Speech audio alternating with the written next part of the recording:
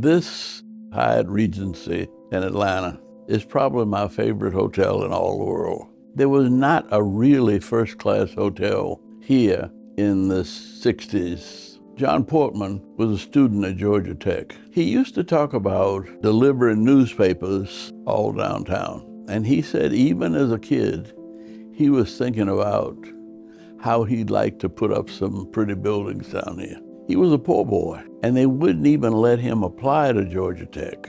And he was white. He got accepted into the Naval Academy. The Naval Academy was overloaded.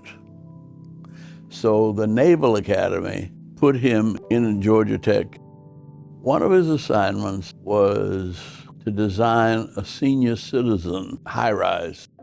He went door to door interviewing senior citizens, and none of them wanted to go in a building because they wanted to sit on the front porch where they could talk to their neighbors. He came up with this idea that he could turn the front porch inside, and they could sit inside and talk across the hall and still stay in touch with their neighbors.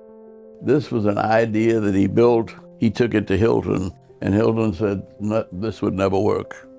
You're wasting too much space. Wasted space, yep. The atrium was one of the first atrium hotels ever built. Think about how iconic it was back then, and it still stands.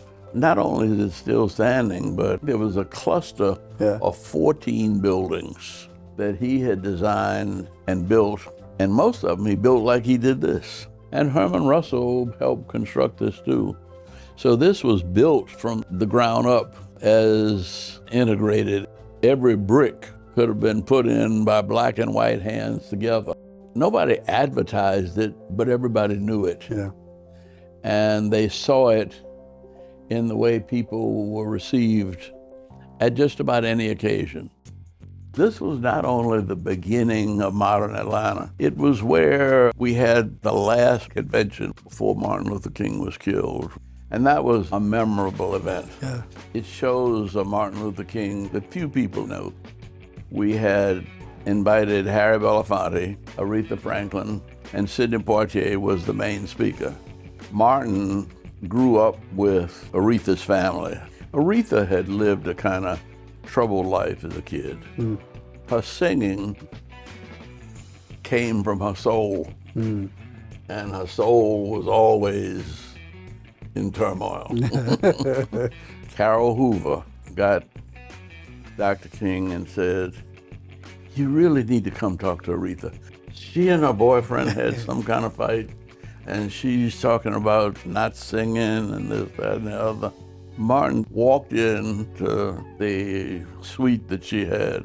I went up there with him not knowing what was going on. He shouted out when he got to the door and pushed the door over, Ree, baby. They tell me you upset.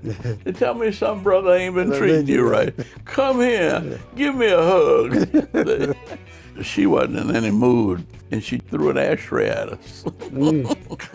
Fortunately, the walls and the ashtray were tough and it didn't break. Well, Portman built some strong walls in the Built a hotel. strong wall. He was saying, Nana, baby, we done fought too hard to get the South integrated.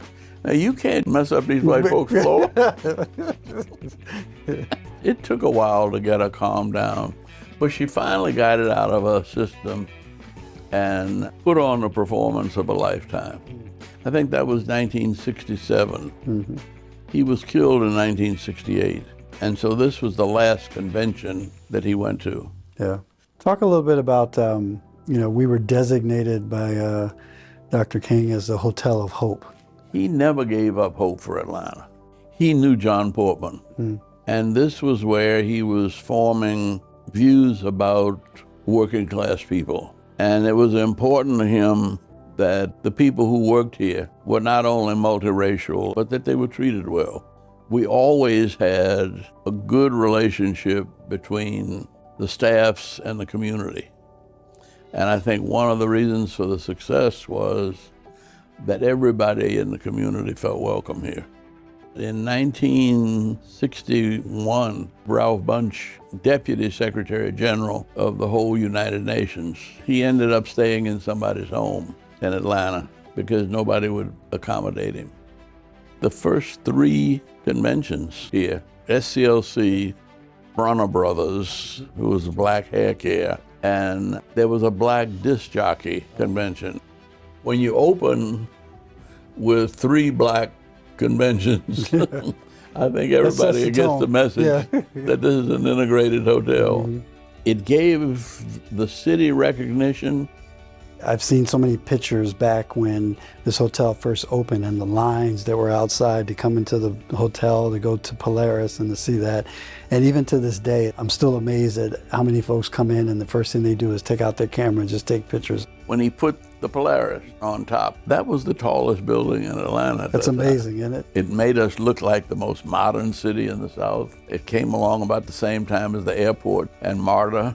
It all fit in. The vision of a New South was the Hyatt Regency.